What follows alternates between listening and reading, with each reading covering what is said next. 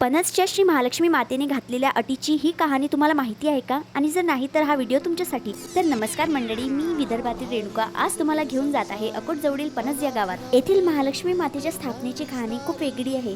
तर काही वर्षापूर्वीची ही गोष्ट आहे. असं म्हटलं जाते की महालक्ष्मी माता महागाववरून बैलगाडीत बसून निघाल्या होत्या आणि निघताना त्यांनी बैलगाडी चालवणाऱ्या माणसाला एक अट घातली होती की आम्ही गाडीत तर बसतोय, पण आमचं गाव येईपर्यंत तुम्ही पाठीमागे वळून पाहायचं नाही. बैलगाडी तर निघाली, पण प्रवासादरम्यान बैलगाडीवाल्याच्या मनातली उत्सुकता वाढली आणि त्याने न राहून मागे वळून पाहिले. तेव्हाच महालक्ष्मी मातेच्या अटीचा भंग झाला आणि त्या क्षणी त्या जागेवर मूर्ती रूपाने स्थिर झाल्या आणि तीच पवित्र जागा म्हणजे आजचे आपले पणस गाव.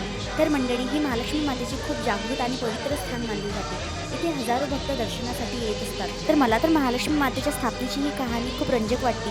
आणि तुम्हाला जर याबद्दलचं काही रहस्य माहीत असेल की महालक्ष्मी मातेने अशी अट का बरं घातली असेल तर मला कमेंटमध्ये नक्की सांगा.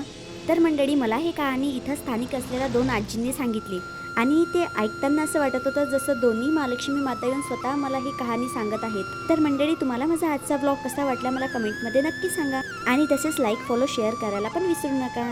श्री स्वामी समर्थ.